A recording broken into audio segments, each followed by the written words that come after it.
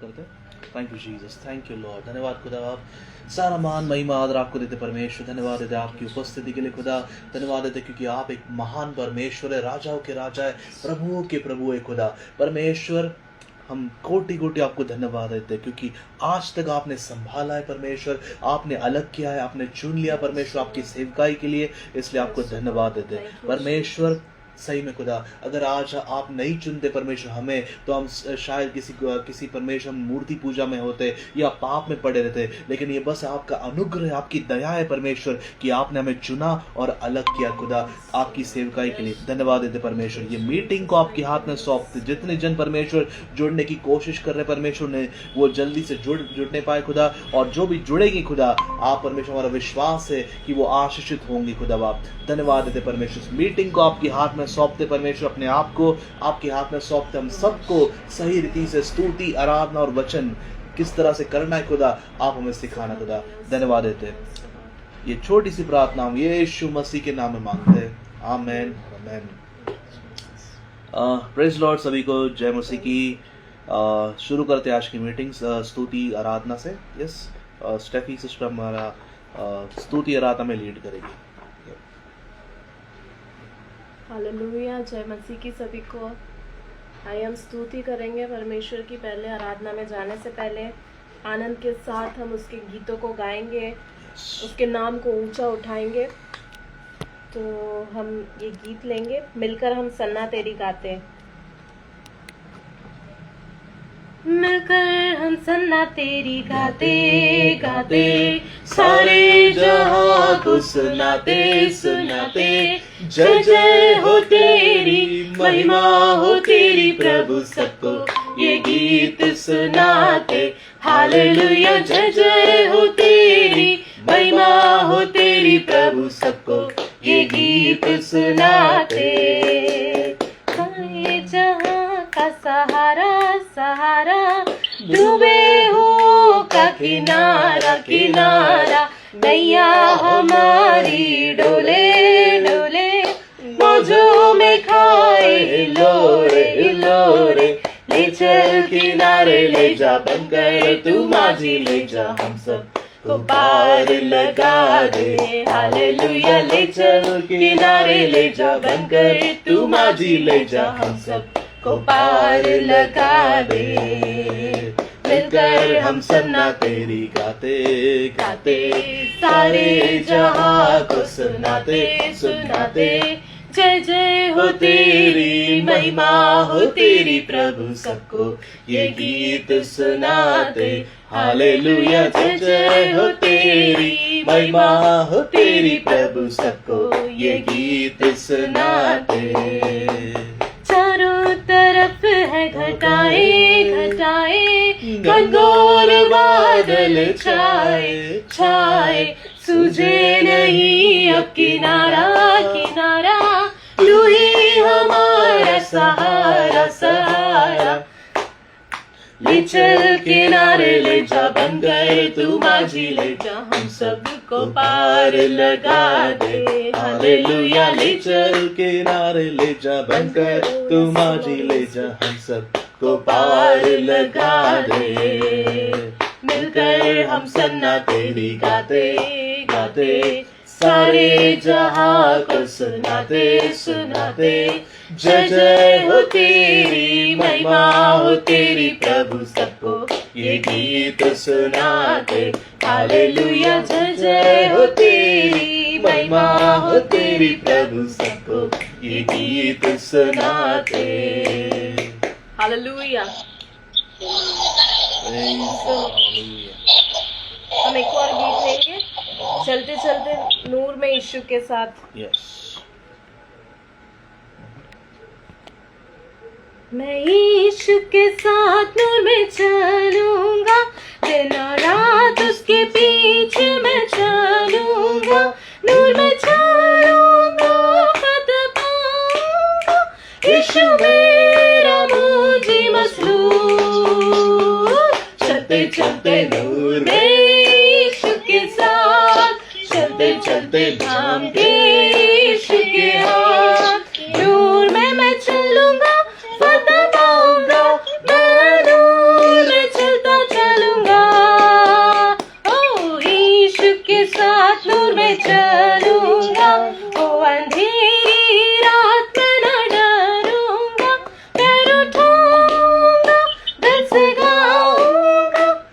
यीशु मेरा मुझे मसलून, चलते चलते नूर में यीशु के साथ, चलते चलते थाम के यीशु के हाथ, नूर में मैं चलूंगा फतेह पाऊंगा, मैं नूर में चलता चलूंगा, मैं यीशु के साथ नूर में चलूंगा, जब आवाज उसकी सुनूंगा, Yes, Lord. उससे कहूंगा तुझे सब दूंगा, यीशु मेरा मुझे मसलून, चलते चलते नूर में यीशु के साथ, चलते चलते थाम के यीशु के हाथ, नूर में मैं चलूंगा चलूंगा, मैं नूर में चलता चलूंगा, मैं यीशु के साथ नूर में चलूंगा, ताकते ताकते रोज मदद पाऊंगा, रजिया खुशियाँ या नसीब होगा, यीशु मेरा मुझे मसलून, चलते चल नूर में यीशु के साथ, चलते चलते थाम के यीशु के हाथ, नूर में मैं चलूंगा फतेह पाऊंगा, यीशु मेरे मुझे मसलून, चलते चलते नूर में यीशु के साथ, चलते चलते थाम के यीशु के हाथ, नूर में मैं चलूंगा फतेह पाऊंगा, मैं नूर में चलता चलूंगा। Hallelujah hallelujah hallelujah. ओ अबा किंग, धन्यवाद खुदावन, धन्यवाद पवित्र आत्मा। सचमुच में खुदा जब हम आपके साथ चलते खुदा, हम आपकी महिमा में जब चलते खुदावन यीशु राजा, हम पिता परमेश्वर हर एक परिस्थिति को पार कर पाते खुदा, इसलिए नहीं खुदा कि हम सक्षम है खुदा, लेकिन पिता इसलिए कि आप हमें करवाते पिता परमेश्वर उस हर एक परिस्थितियों से पार मेरे खुदावन। हो रबा शेखे मांदा रेबे से खेंदा रेबे तारा मासो को मांदा रेबे शेखे मांदा। प्रभु जी जब हम सब इकट्ठा है खुदावन आपकी पवित्र उपस्थिति को चाह दे खुदा, जैसे वचन कहता है खुदा, जहाँ पे 2 या 3 जन खुदावन आपके नाम से इकट्ठा होते खुदा, आपका आत्मा वहाँ पे उपस्थित होता है खुदावन यीशु राजा। ओ पवित्र आत्मा, हम सब एक मन होकर खुदावन यहाँ पे इकट्ठा हुए खुदा, आपके नाम को महिमा देते खुदावन, आपके नाम को गौरव देते पिता परमेश्वर यहोवा। ओ रबशे के मांदा रेबे से खेंदा रेबे से के मांदा रेबे। आप जहाँ कहीं पे भी अपने मुंह को खोलकर, यदि आप टंग्स में बात कर सकते आप टंग्स में बात करिए, उससे धन्यवाद दीजिए अपने मुंह को खोलकर। Hallelujah hallelujah. हो राबा शेके मांदा रेबे, ओ राबा सीखा मांदा रेबे, ओ राबा सीखा मांदा रेबे शेके मांदा रेबे सेकेंदा रेबे सेके मांदा रेबे, ओ रेबे सेके मांदा रेबे, ओ राबा शेकेंदा रेबे सेके मांदा रेबे सीखांदा। धन्यवाद खुदावन, धन्यवाद पवित्र आत्मा, धन्यवाद प्रभु जी, धन्यवाद खुदावन। ओ रेबे सिखांदा रेबे शेके मांदा रेबे। Yes Lord, yes Lord. Oh, let the fire from your altar touch my body. Oh, let the fire from your altar touch my body. Oh, speak from your heavens and let the earth will hear. Oh, speak from your heavens and let the earth will hear. My altar is calling you, oh Lord. My altar is calling you. ओ परमेश्वर, मेरी वेदी खुदावंद वो आपको बुला रहे हैं मेरे खुदावंद। ओ प्रभु जी, वो आग खुदावंद जो आपके उस सिंहासन पे है मेरे खुदावंद, वो उस ऑल्टर को टच करने पाए खुदावंद यीशु राजा, और पिता हमारी वेदी पे वो आने पाए, वो आग मेरे खुदावंद।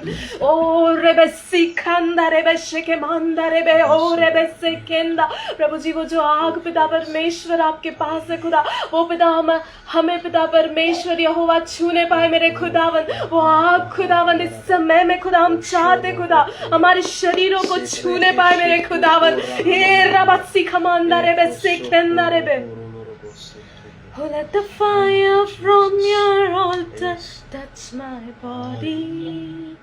Oh, let the fire from your altar touch my body. Oh, speak from your heavens and let the earth will hear. My altar is calling you, oh Lord. My altar is calling you, oh Lord. जब हम उसके नाम को लेते, जब हम प्रार्थना को करते, जब हम स्तुति को करते, वहां पर हम उस वेदी को बनाते हैं। तो जहाँ कहीं पे भी आप है वो वेदी बनेगी इस समय में। और पवित्र आत्मा को बोलिए कि आप आइए और इसको छूइए और उस आग को उतरने दीजिए हमारे ऊपर। ओ रेबे सिखंदा रेबे शेखेमांदा रेबे, ओ रेबे शेखेमांदा रेबे सिखंदा रेबे, ओ देरमा सिखमांदा रेबे ने खराबासो को मांदा रेबे, ओ बेराबा सिखमांदा रेबे सेखेंदा रेबे। Oh, let the fire from your altar touch my body. Oh, let the fire from your altar touch my body. Oh Lord, let your fire from your altar touch my body, touch each and every one, oh Lord.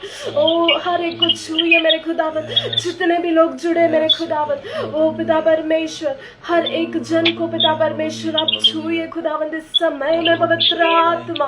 ओ रेबेंदे खेरे मासी खमांदा रेबे, ओ रेबेंदे खेरे मासी खमांदा रेबे, ओ रबा शिखमांदा रेबे सिखंदा रेबे संदा रहिदा लासी, ओ रेबेंदे खीरा मासी रमांदा रेबे। प्रभु जी ये पवित्र समय के लिए आपको धन्यवाद देते खुदावन, धन्यवाद देते खुदावन आपकी उपस्थिति के लिए मेरे खुदावन। ओ अबा किंग, ओ यहोवा परमेश्वर, इस जगह पे खुदा केवल आप परमेश्वर है खुदावन। हमारे मध्य में खुदावन केवल आप परमेश्वर है खुदावन, और कोई नहीं है मेरे खुदावन। हम अपने आप को भुलाते खुदा, हम अपने आप को हटाते खुदा, हम नीचा करते खुदावन, अपने आप को खुदावन शून्य करते आपके आगे मेरे खुदावन। ओ हम कुछ नहीं है मेरे खुदावन बिना आपके मेरे पवित्र आत्मा। ओ पवित्र पवित्र पवित्र पवित्र परमेश्वर यहोवा। Oh, Abba King, oh, Abba King, oh, Abba King, oh, Abba आपको वेलकम करते खुदावन, आपका स्वागत करते मेरे खुदावन, आपका स्वागत करते पवित्र आत्मा।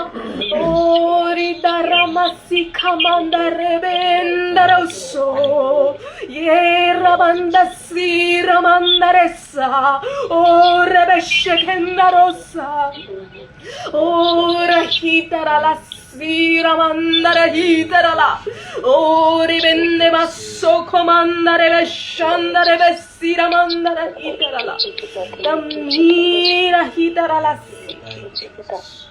ओ रिबेंदरासी।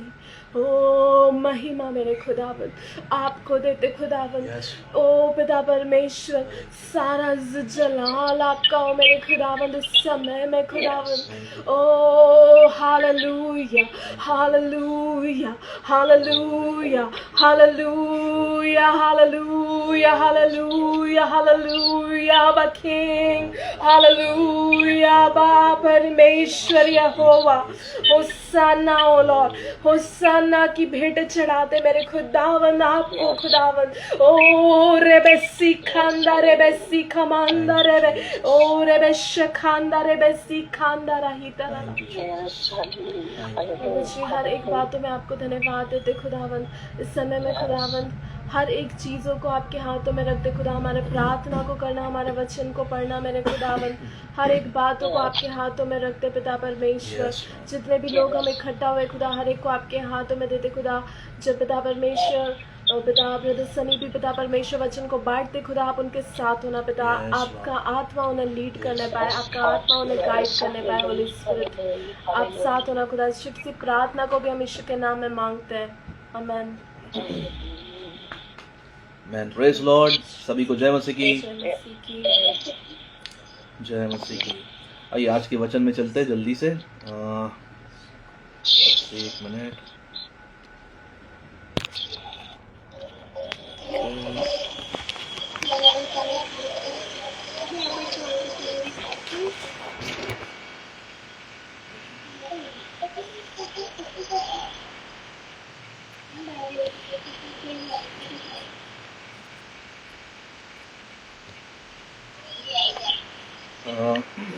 ठीक है।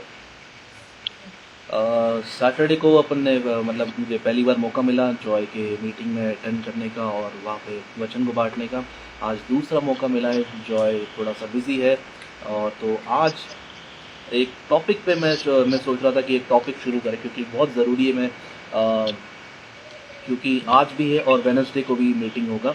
तो अगर आपके पास नोटबुक्स है, पेन है तो आप लिख सकते हो, किसी के पास है तो, नहीं है तो कोई दिक्कत नहीं। तो मुझे आज सिखाना था आत्मिक जागृति के ऊपर, या इंग्लिश में बोलते हैं स्पिरिचुअल अवेकनिंग। ठीक है, तो ये मैसेज ऐसा नहीं होने वाला है कि मतलब हो सकता है कि कुछ लोग को मतलब शायद बहुत ही अलग लगे मैसेज, थोड़ा सा दुख पहुँचे, लेकिन मैं आपको बताता हूँ परमेश्वर का वचन जो है वो दूधारी तलवार है।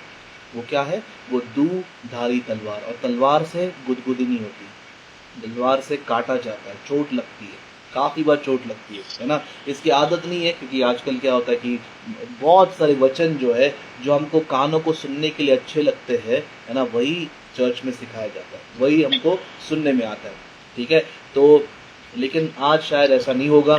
तो हो सकता है ना, अपने मनों को तैयार करना, परमेश्वर जो बात करेगा उसको सही रीति से आप ग्रहण करना, है ना। ये कोई मैं किसी इंटेंशन से मैं नहीं करने वाला हूँ, मतलब क्या बोलते हैं उसको, लेकिन जैसे पवित्र आत्मा मुझे लीड कर रहा था आज पूरे दिन भर, तो उस तरह से मतलब मैं कोशिश करूँगा कि वैसा जैसा वचन में लिखा है वैसी आपको वो बताने की कोशिश करूँगा। ठीक है, तो आइए शुरू करते हैं आज का जो है। एक मिनट बस मुझे देखने तो सब।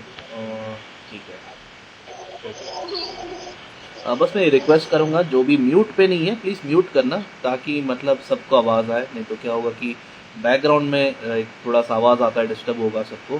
तो अगर कोई म्यूट नहीं है तो प्लीज़ म्यूट करना, अगर हो सके तो। मुझे एक मिनट, मैं देखता हूँ मेरी तरफ से होता है क्या। नहीं, मेरी तरफ से नहीं होगा। मुझे देखना, संतोष किसी का नाम है, तो प्लीज़ आप म्यूट कर सकते हो क्या? वहाँ पे जाके एक म्यूट का बटन आएगा। Yes, thank you so much, thank you.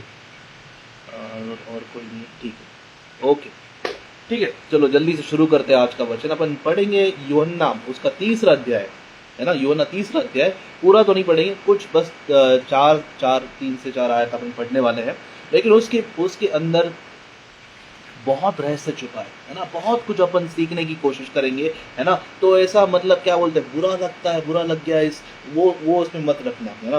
वो सोचना नहीं, क्योंकि देखो वही चाहता है, शैतान क्या चाहता है, दुश्मन क्या चाहता है कि इंसान को बुरा लगे, है ना, बुरा लगे, ठेस पहुंचे, है ना, ताकि वो परमेश्वर से दूर हो जाए। लेकिन वो मकसद नहीं है। देखो जब यीशु मसीह भी प्रचार करते थे, बहुत सारे लोग हैं जिनको बुरा लगता था, लेकिन उनको ये नहीं था कि मुझे लोगों को क्या बोले दुख पहुंचाना है। वो मकसद नहीं था यीशु मसीह का, है ना। सच्चाई का प्रचार करना जरूरी है, चाहे किसी को ठेस पहुंचे या किसी को क्या बोलते हैं अच्छा लगे, राइट। उससे मतलब नहीं है, सच्चाई होना चाहिए, वचन में सच्चाई होना चाहिए। ओके, तो यूहन्ना 3रा अध्याय सबने पढ़ा हुआ है, राइट। तो पहली आयत पढ़ेंगे प्लीज।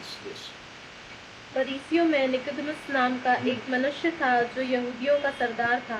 यस, फरीसियों में निकोदेमुस नामक एक व्यक्ति था। ठीक है, ये निकोदेमुस कौन था? एक लीडर था, एक जो है वो एक ऊंचे पद पे था। और फरीसी कौन थे? फरीसी वो लोग थे जिनको जिम्मेदारी दी गई थी मंदिर, परमेश्वर की मंदिर जो यरूशलेम में है उसको चलाने की, है ना। जो इजराइल में जो भी मंदिर है वो फरीसी लोग चलाते थे। ठीक है, तो उनके पास क्या काम था? फरीसियों का क्या काम था? सिखाने का। तो वो लोगों को सिखाते थे नियम कानून, है ना। उस जमाने में जैसे कि आज जो है जिस तरह से हम लोग को बाइबल मिलता है ना, इतने आसानी से उपलब्ध है, उस जमाने में उपलब्ध नहीं था। उस जमाने में उनको जाना पड़ता था मंदिर, वहां पे वो सुनते थे, सीखते थे वहां पे, है ना। तो आज जैसा समय नहीं था, बहुत मुश्किल समय था।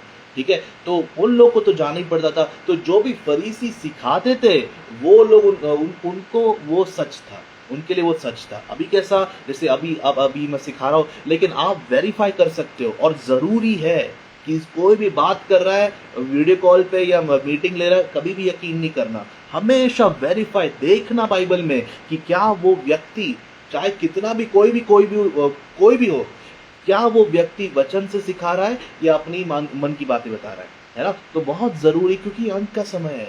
अंत के समय में लिखा है झूठे सिखाने वाले और झूठे भविष्यवक्ता आने वाले हैं, और इनफैक्ट आ चुके हैं। ठीक है, तो हमको उनमें से रहना है जो जागरूक है, जो जानते हैं वचन को, जो पहचानते हैं, राइट। इसीलिए वचन हर एक के पास बाइबल खुला होना चाहिए। ओके, उम्मीद यही है कि सबके पास बाइबल है। ठीक है, और अपन वचन के आधार पे ही सीखेंगे, उसके बाहर कुछ नहीं। ओके, तो पहली आयत में वही लिखा है कि निकोदेमुस कौन था, एक तरीके से फरीसी था, है ना, और उसने यीशु मसीह के बारे में सीखा था, सुना था, और वो चाहता था, है ना कुछ ज्यादा, क्या बोलते हैं उसको, मैं जानूं यार ये कौन व्यक्ति आया इजराइल में जो अद्भुत काम कर रहा है, ये कौन व्यक्ति है, इसको मिलना जरूरी है भाई, बहुत जरूरी है, क्योंकि ऐसा हम लोग भी नहीं कर पा रहे। ये क्या सिखा रहा है, ये अलग सिखा रहा है। लोग हमारा सुनते सुनते बीच में छोड़ जाते हैं, ये अलग है ना, तो उसको मिलना मुझे बहुत जरूरी है। तो ये निकोदेमुस के अंदर अकेला एक इंसान था जो उसने एक मीटिंग फिक्स किया एक शिष्य से, और शिष्य के द्वारा वो आया, मतलब उससे मिलने के लिए, यीशु मसीह को मिलने के लिए रात के अंधेरे में चोरी छुपे, क्योंकि पद बहुत बड़ा है उसका, है ना, और कोई ने देख लिया और बोले यार ये तो उनके साथ लग रहा है, ये है ना, हमारा लीडर होने के बाद भी। ठीक है, तो निकोदेमुस को चुपचाप आना पड़ा यीशु मसीह से मिलने। ओके, अगली आयत, दूसरी आयत पढ़ेंगे जल्दी से। उसने रात को यीशु के पास आकर उससे कहा, हे रब्बी, हम जानते हैं कि तू परमेश्वर की ओर से गुरु होकर आया है, क्योंकि कोई इन चिन्हों को जो तू दिखाता है, यदि परमेश्वर उसके साथ न हो तो नहीं दिखा सकता। यस, यहाँ पे क्या लिखा है, देखो दो हिस्से में बांटेंगे थोड़ा। देखो हमेशा वचन जो है ना, खाने की तरह, जैसे अपन खाते हैं, मुंह में डाल दिया तो तुरंत निगलते नहीं है, कुछ समय उसको चबाते जब तक उसका एकदम ये नहीं बन जाता है ना, सलाइवा के साथ मिक्स होके।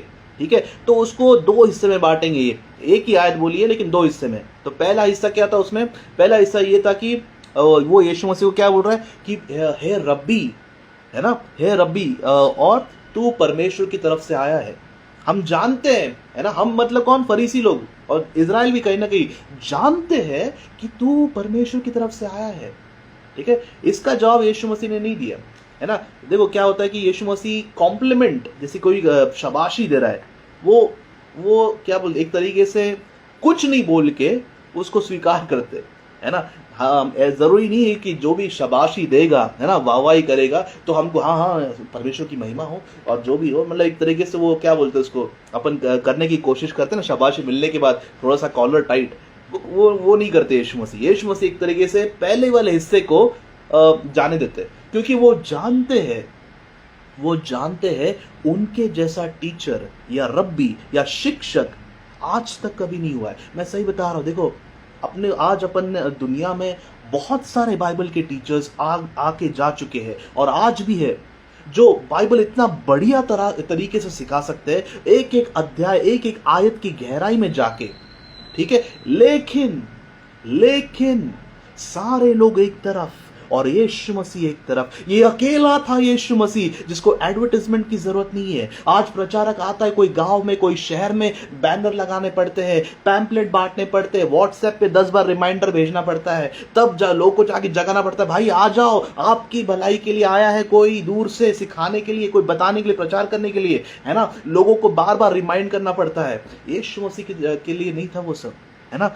कोई रिमाइंडर की जरूरत नहीं है, लोगों को पता था, क्योंकि लोगों ने सुना था उसका वचन, उसके वचन में अधिकार था, सामर्थ था, है ना, एक सामर्थ था कि लोग खींचे चले आते थे। जिस तरह से एक क्या बोलते हैं उसको, एक गुड़ ऐसे सामने रखा बाहर तो चींटियां खींचे चली आती है, उनको बोलने की, इनवाइट करने की जरूरत नहीं है, वो आ जाते दूर दूर से। लोग घर बार छोड़ के, बिजनेस छोड़ के, काम का सब कुछ छोड़ के, भाई चलो चलो, पता नहीं कितने दिन लगेगा, लेकिन चलो, 2 दिन 3 दिन 4 दिन, चलो मसीह के पीछे, पता नहीं वापसी कब होने वाली है, कुछ नहीं, है ना। एक खुशी के साथ आते थे यीशु मसीह के पास कि कुछ अलग सिखा रहा है, ये फरीसियों की तरह नहीं सिखा रहा है, ये कुछ अलग सिखा रहा है। देखो, अलग सिखाने वाले बहुत कम है, बहुत कम है।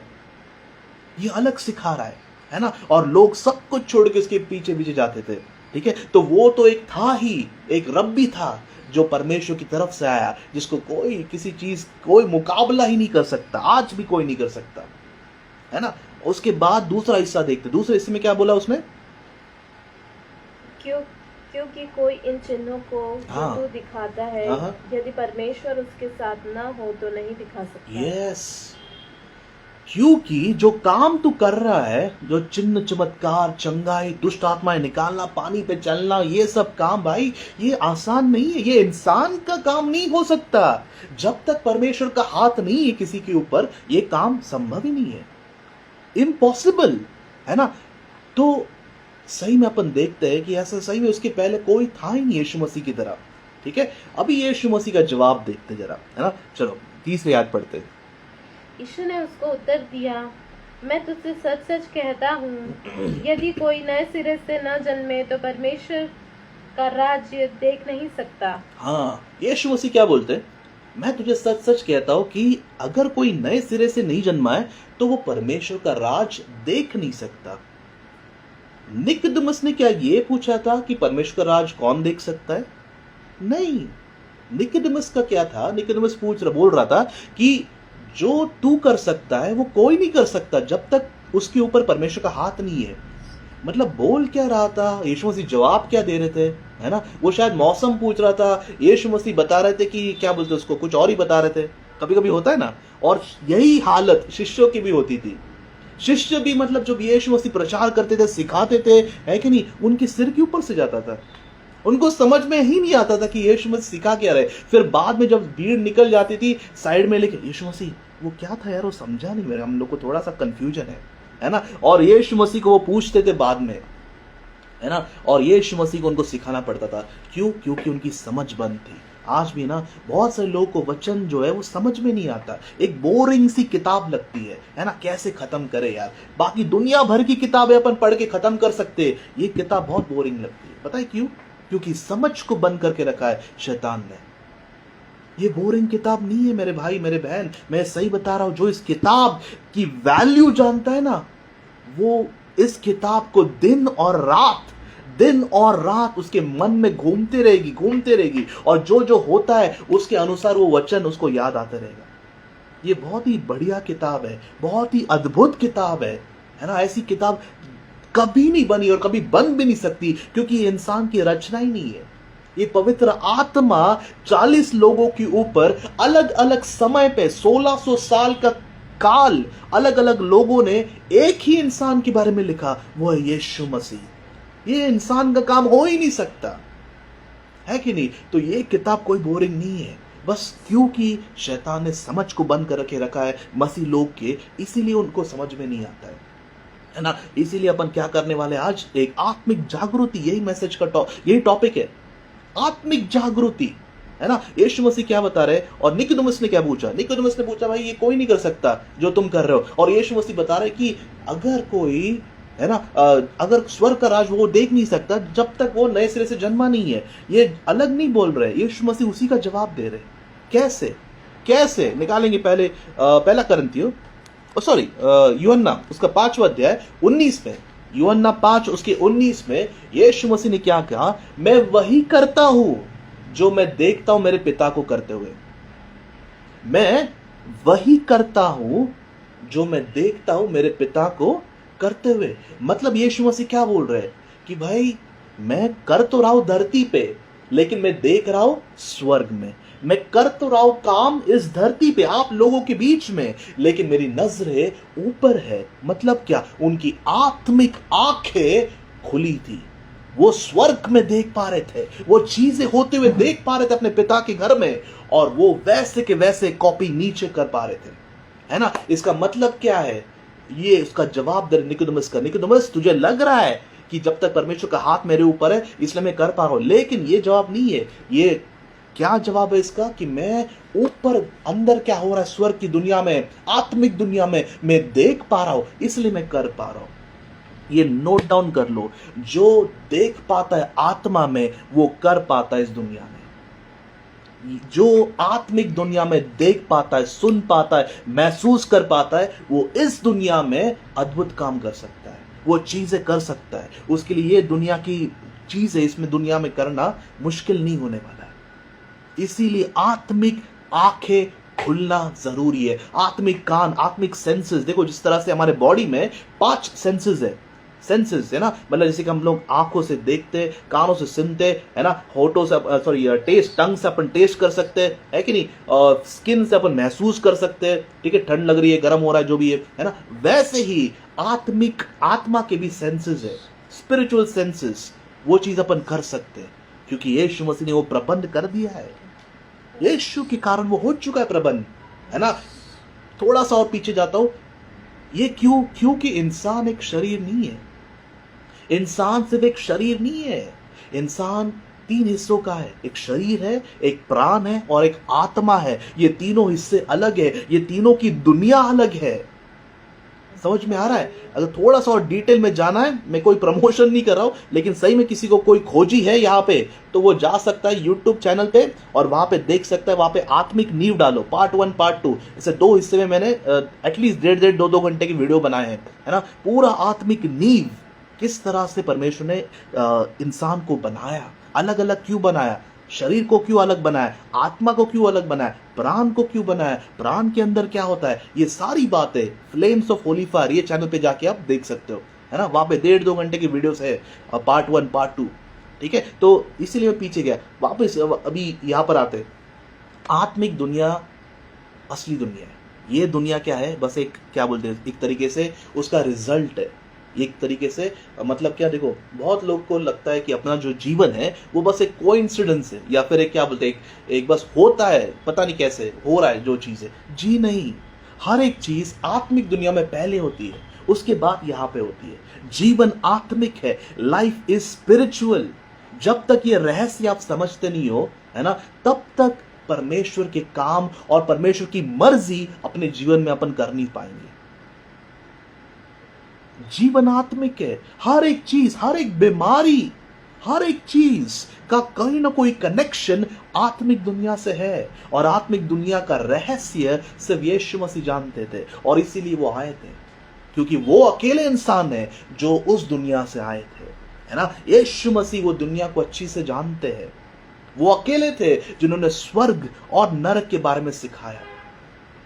उसके बाद चेलों ने बाद में सिखाया, है ना, लेकिन उन्होंने नरक के बारे में ज्यादा सिखाया और स्वर्ग के बारे में कम सिखाया, क्योंकि वो नहीं चाहते कि कोई भी व्यक्ति नरक जाए, इसलिए वो बार बार नरक के बारे में सिखाते थे, है ना। उतना ही नहीं, देखो आत्मिक दुनिया को अपने को अपन क्या करने वाले, अभी पार्ट 2 मतलब वेडनेसडे को मैं सिखाऊंगा कि किस तरह से ये सेंसेस, या फिर जो हमारे आत्मिक जो सेंसेस है ना, आत्मा में देखना, आत्मा में सुनना, आत्मा में महसूस करना, ये सेंसेस को एक्टिवेट, अपन किसी चीज को, सिम कार्ड को एक्टिवेट करते ना, वैसे आपने आत्मा को कैसे एक्टिवेट, जागृत करना है। इसीलिए 2 हिस्से में आत्मिक जागृति, है ना। पहले देखो क्या होता है कि आत्मा सोई हुई है ना, कभी काफी लोग अपन सोए हुए हैं, है ना, कभी कभी कुछ लोग एक ही आवाज से उठ जाते, कुछ लोग है ना कितनी बार उठ जा उठ जा उठ जा, फिर भी नहीं उठेंगे। तो क्या होता है, कभी कभी बॉम्ब की जरूरत पड़ती है ना, ऐसा बॉम्ब फटाका कोई बाहर फूटता है फटाड़, तब जाके नींद खुल जाती है ना। तो हो सकता है आज बॉम्ब भी गिरने वाला है, पता नहीं ठीक है। तो ये है आत्मिक जागृति के ऊपर अपन जो सीखेंगे, ठीक है। तो यीशु मसीह ने क्या बोला वहां पे, मैं वही करता हूं जो मैं देखता हूं करते हुए, ठीक है। उसके बाद यूहन्ना का देखते हैं, यूहन्ना क्या समझ में आता है यूहन्ना को, 4th आयत पढ़ेंगे। निकोदेमुस ने उससे कहा, सॉरी यूहन्ना नहीं, निकोदेमुस, यस। निकोदेमुस ने उससे कहा, मनुष्य जब बूढ़ा हो गया तो कैसे जन्म ले सकता है? क्या वह अपनी माता के गर्भ में दूसरी बार प्रवेश करके जन्म ले सकता है? हाँ, अब देखो निकोदेमुस भाई साहब, ये लीडर है, चर्च के लीडर को कुछ आता पता नहीं, ये लीडर है भाई, ये लोगों को सिखाने वाला है, ये बहुत ही ऊंचे पद पे पहुंच चुका है ना। अपने बहुत सारे उसने पढ़ाई की हो, देखो फरीसी को एक 5 बोलते हो, जो शुरुआत की 5 किताब, उत्पत्ति, निर्गमन, व्यवस्था, गिनती और व्यवस्था विवरण, ये 5 किताब को तोरा बोलते। ये इनको एक तरीके से याद मुंह पे आना चाहिए, मुंह पे पता होना चाहिए, इस तरह से वो याद करते फरीसी लोग। तो वचन के कोई कच्चे नहीं है, वो वचन बहुत ही पक्का है उनका, बहुत ही सॉलिड वचन है उनका। वचन पता है लेकिन उसका प्रकाशन नहीं है। प्रकाशन है ना, प्रकाशन, रेवलेशन होना जरूरी है। प्रकाशन होगा तब समझ में आएगा। जब तक प्रकाशन नहीं होगा तब तक वचन बस एक, क्या बोलते हैं, एक तरीके से बस एक पेपर पे लिखी हुई कुछ बातें है ना। तो प्रकाशन होना जरूरी है। ठीक है, देखो क्यों निकोदेमस को समझ में नहीं आया, क्यों समझ में नहीं आया निकोदेमस को वो बातें? वो तो लीडर था यार, है ना। देख निकालेंगे पहला करंथियो उसका 2 अध्याय और उसकी 14वीं आयत। 1 Corinthians chapter 2 verse 14। पहला करंथियो 2 अध्याय उसका 14वीं आयत। परंतु शारीरिक मनुष्य परमेश्वर की आत्मा की बातें ग्रहण नहीं करता, क्योंकि वे उसकी दृष्टि में मूर्खता की बातें हैं और न वह उन्हें जान सकता है, क्योंकि उनकी जांच आत्मिक रीति से होती है। यस, शारीरिक मनुष्य वो आत्मा की बातें नहीं जान सकता, है ना। क्या है इसका मतलब? क्या है? देखो, जरूरी नहीं कि हम लोग क्रिश्चियन है तो हम लोग सारी चीजें अपने आप ही जान लेंगे, ऐसा नहीं है ना। देखो क्या होता है कि ये समझना जरूरी है, आत्मिक दुनिया वो अलग है। उसको समझने के लिए हमारा नए सिरे से जन्म होना जरूरी है। नहीं तो क्या होगा, एक तरीके से हम लोग धार्मिक धर्म के रखवाले, है ना, जो आज बहुत सारे अपने भारत में तो बहुत ज्यादा है, तो धर्म के रखवाले बन के रहेंगे। अपने चर्च को बचा के रखना है एक तरीके से, है ना। ऐसे जो लोग हैं, जो धार्मिक लोग हैं, वो बस अपने, क्या बोलते हैं कि ये जो मेरा चर्च है, वो उनको फीलिंग मतलब भावनात्मक, उनका दिल लगा है उसके ऊपर, चर्च के ऊपर, कि हाँ उसके अंदर जाते ही हमको शांति मिलती है, एक बहुत ही पवित्र का सेंसेशन मिलता है ना, एक पवित्र फील होता है। भले वो प्रार्थना कभी करे नहीं, कुछ नहीं हो, लेकिन वो चर्च क्यों आते हैं? बस एक अटेंडेंस लगाने के लिए। जैसे कि स्वर्ग में अटेंडेंस किताब है, परमेश्वर बोलेगा अरे तू पिछले संडे नहीं आया था, ऐसा नहीं होने वाला है। चर्च कोई अटेंडेंस के लिए नहीं है ना। वो चर्च का मकसद भूल चुके हैं। मकसद क्या है चर्च का? मकसद क्या है ना। चर्च में क्या होना चाहिए और क्या नहीं होना चाहिए, ठीक है। तो ये जानना जरूरी है, यीशु मसीह क्यों आए थे इस दुनिया में और क्यों उन्होंने चर्च की स्थापना की, क्यों उन्होंने एक, क्या बोलते हैं, एक ऐसे मंडली की स्थापना करी जिसको उन्होंने अपना शरीर बोला है। क्या मकसद था? आप देखो, जब यीशु मसीह को पहली बार उस मंदिर में वो एक मौका दिया था, अपॉर्चुनिटी दिया था प्रचार करने का या बोलने का, उन्होंने कौन सी किताब निकाली? उन्होंने यशायाह की किताब निकाली, है ना। और वो अपन पढ़ेंगे लूका में उन्होंने, देखो क्या बोलता है यीशु मसीह, लूका 4 उसका 18 और 19। लूका 4 चौथा अध्याय उसका 18 और 19, या लूक चैप्टर 4 वर्स 18 और 19। प्रभु का आत्मा मुझ पर है, इसीलिए कि उसने कंगालों को सुसमाचार सुनाने के लिए मेरा अभिषेक किया है, और मुझे इसलिए भेजा है कि बंदियों को छुटकारे का और अंधों को दृष्टि पाने का सुसमाचार प्रचार करूं, और कुचले हुओं को छुड़ाऊं, और प्रभु के प्रसन्न रहने के वर्ष का प्रचार करूं। यस, देखो ये काम है कलीसिया का, क्योंकि यीशु मसीह का स्थापना करने का वही मकसद था। देखो सबसे एक धीरे, जैसे मैंने बताया, ब्रेक करके हमेशा पढ़ना है ना। तो पहले चीज क्या लिखे उसमें? सबसे पहली चीज, प्रभु का आत्मा मुझ पर है। बस, प्रभु का आत्मा मुझ पर है। देखो बहुत सारे चर्च में, आपको सही बताता हूँ, एक दुख होता है बोलने के लिए, लेकिन क्रिश्चियन डिनोमिनेशन में, है ना, जैसे बहुत सारे अलग अलग है, बहुत सारे चर्चेस में पवित्र आत्मा को कोई स्थान नहीं है। मैं आपको सच बता रहा हूं, पवित्र आत्मा के काम नहीं होते, पवित्र आत्मा की इज्जत नहीं होती, पवित्र आत्मा को बुलाया नहीं जाता है। बहुत सारे चर्चेस बस एक लीगलिस्टिक, कि बस नियम, हमारा जो नियम है वो हिसाब से करो, 1-1.5 घंटा बस चर्च करो, और बस जो ऊपर से ऑर्डर आता है वही करो। पवित्र आत्मा को कोई जगह नहीं है, कोई भी जगह नहीं है, आजादी नहीं है।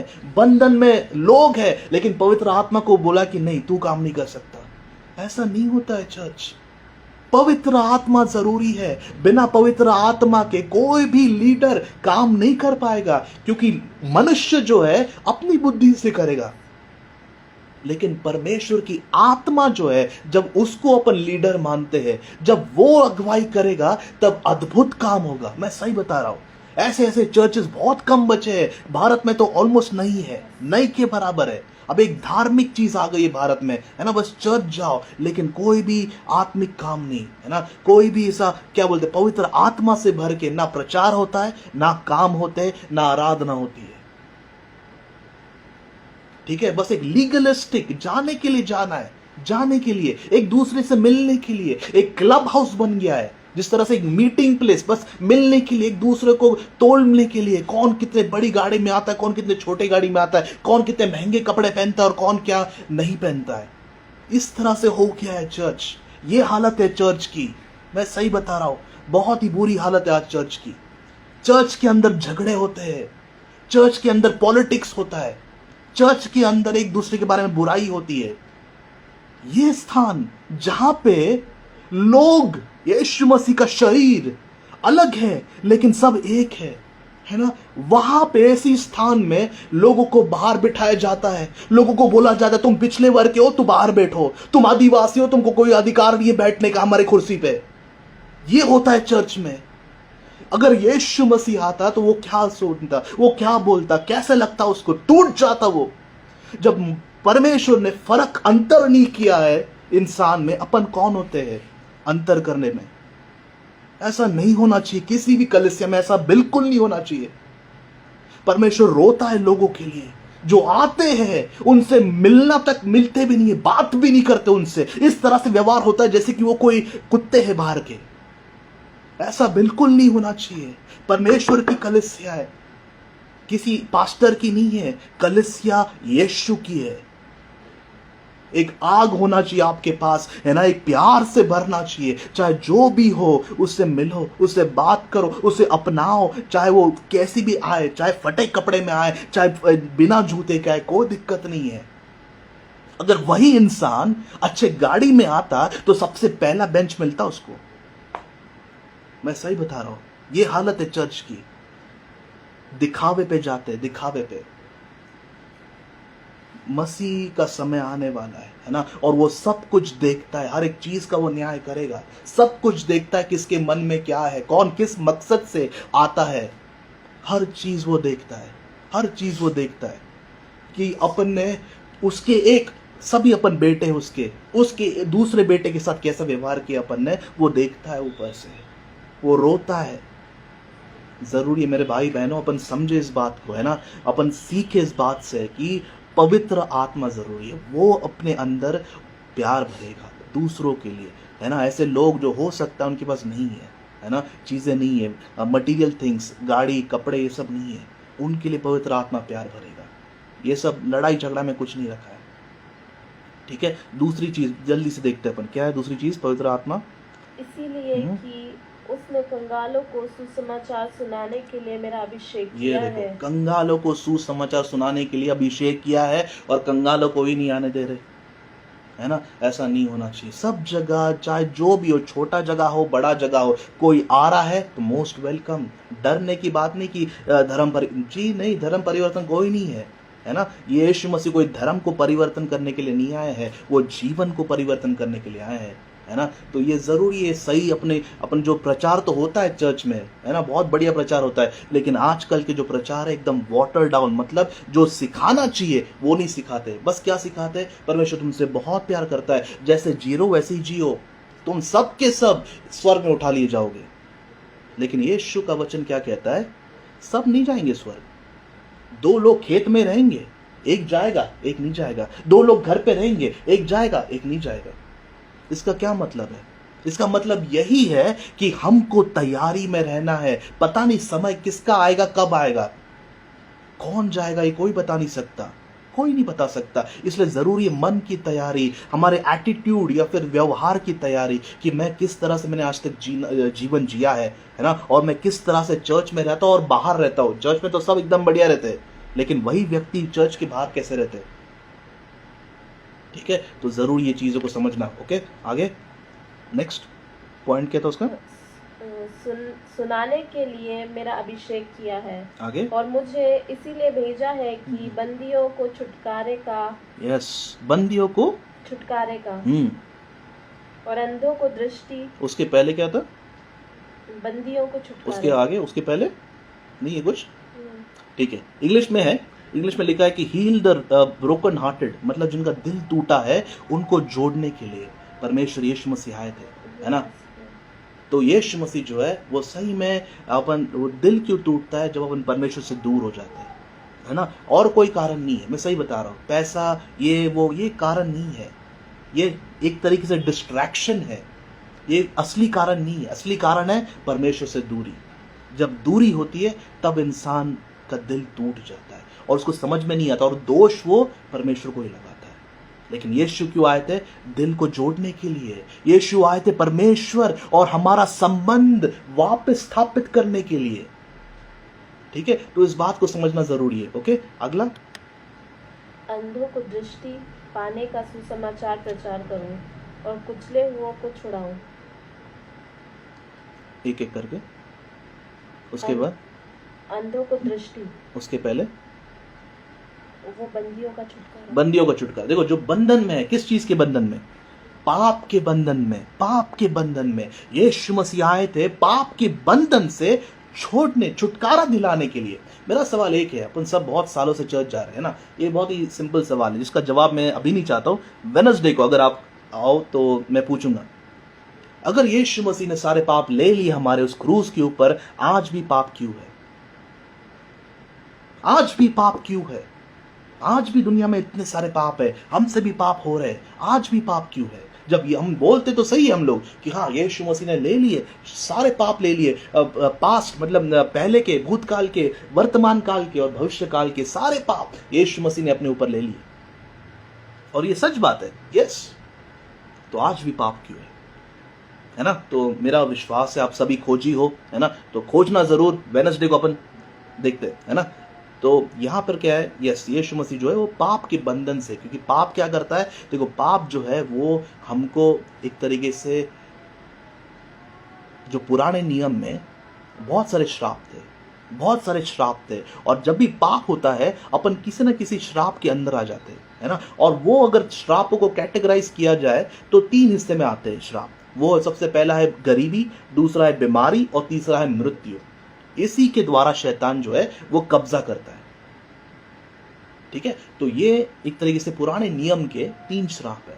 ठीक है, बहुत बार क्या होता है कि लोग एक गलत इसमें चलते हैं कि उनको लगता है कि पुराना नियम अभी खत्म हो गया है, जरूरत नहीं है ना, अभी वो एक तरीके से रद्द हो गया है। लेकिन ऐसा नहीं है, ऐसा बिल्कुल भी नहीं है। यीशु मसीह नियम को खारिज करने नहीं, पूरा करने आए थे। पूरा, जब पूरा मतलब क्या? जैसे कि संविधान जब लिखना शुरू हुआ था, अपना कॉन्स्टिट्यूशन ऑफ इंडिया 1947 में जब आजादी मिली थी, तब वो बैठ गए लिखने के लिए, है ना? और वो खत्म हुआ कॉन्स्टिट्यूशन, क्योंकि बहुत बड़ा देश है अपना, तो कॉन्स्टिट्यूशन खत्म हुआ 1950 में, है ना? तो 50 में वो ऐसा बोला गया कि वो वहां पे खत्म हुआ। मतलब क्या? कि लिख के खत्म हुआ, ऐसा नहीं कि उसको फेंक दो। अभी वो लागू होगा। अब तब से 1950 से तब वो लागू हो चुका है। समझ में आ रहा है? ठीक है, तो यीशु मसीह जो है वो आए थे पाप से छुड़ाने के लिए। नेक्स्ट, बंधन से। अंधों को दृष्टि पाने का सुसमाचार प्रचार करो। अंधों को दृष्टि, अभी सिर्फ अंधे ही थे क्या? नहीं, बहुत सारी बीमारियां थी, लेकिन अंधे क्यों?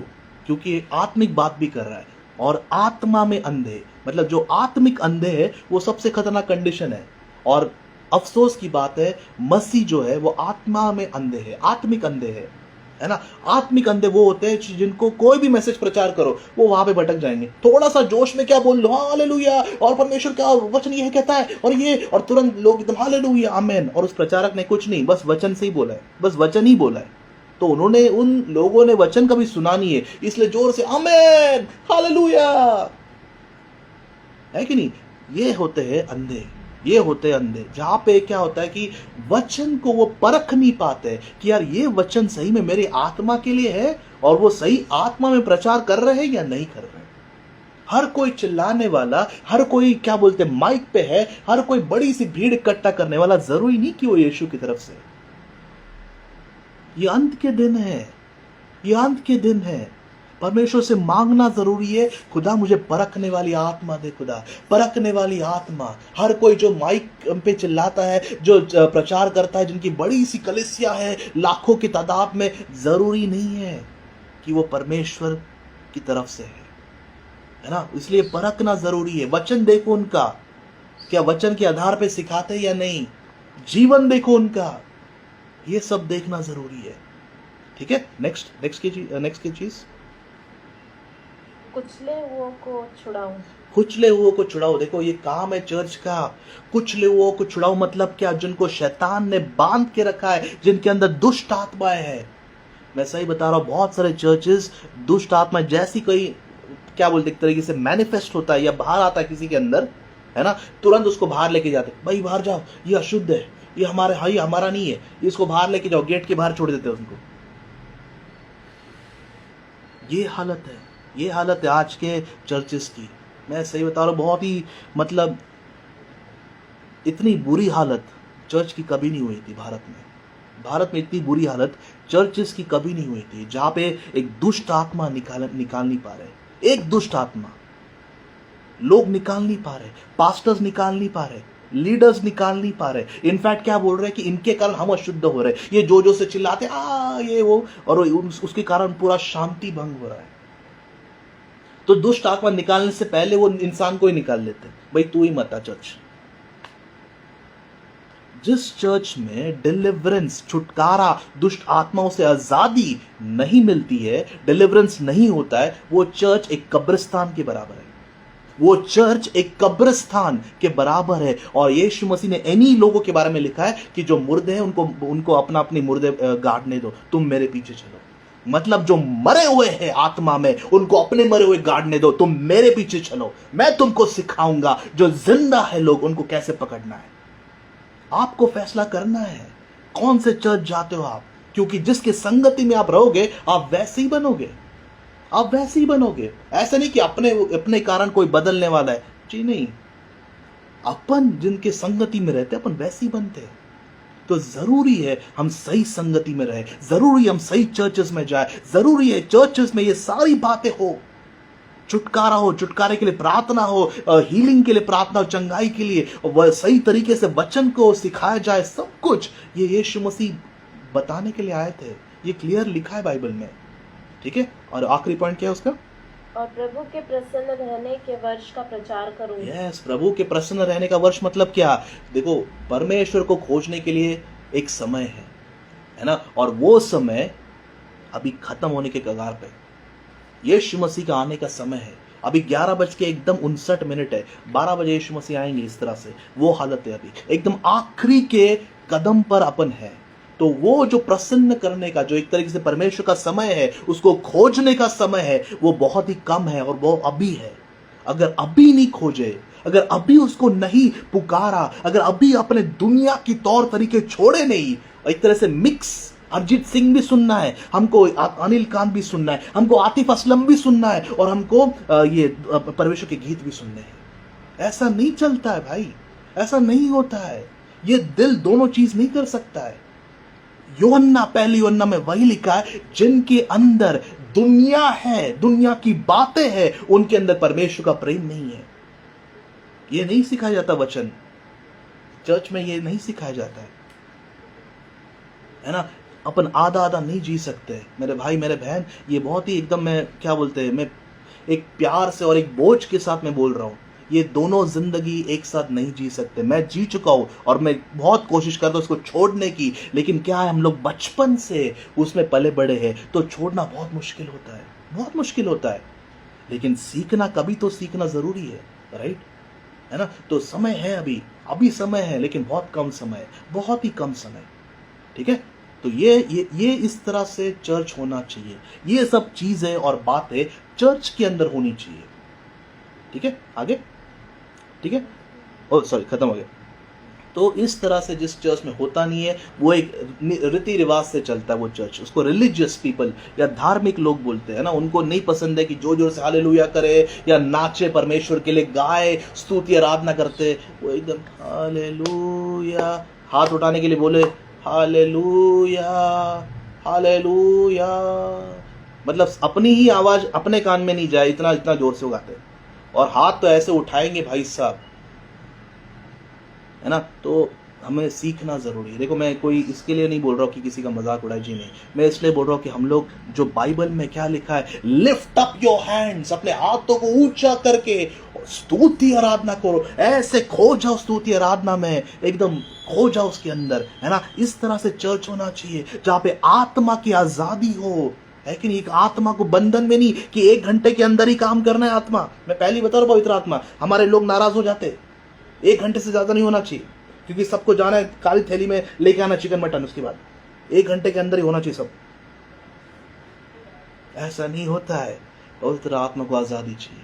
वो आजाद जब होता है तब वो अद्भुत अद्भुत अद्भुत आप चीजों को देख पाओगे, कर पाओगे, महसूस कर पाओगे और देख पाओगे अपनी आंखों से, जब पवित्र आत्मा की आजादी होती है। ठीक है, तो वो यीशु मसीह ये सब करने के लिए आए थे, बंधन में रखने के लिए नहीं आए थे, है ना। और ये बहुत जरूरी है चर्चेस में सिखाना। देखो यीशु मसीह का वचन जो है, अपन क्या करते हैं, छाटो बीनो, ये मैंने यहाँ पे आके सीखा एमपी में, ये एक शब्द है जहाँ पे अपन छाटते हैं, अपने को जो पसंद है वो अपन छाट के वही अपन सुनते हैं और वही अपन प्रचार करते हैं।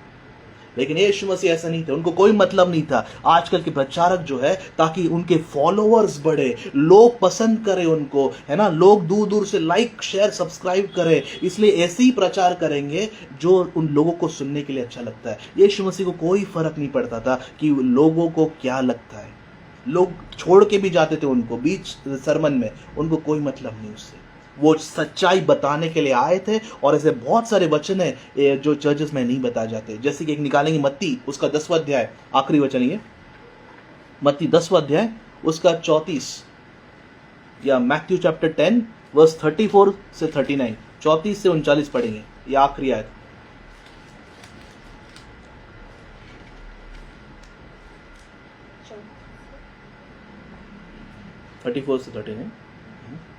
यह ना समझो कि मैं पृथ्वी पर मिलाप कराने आया हूँ। मैं मिलाप कराने नहीं पर तलवार चलवाने आया हूँ।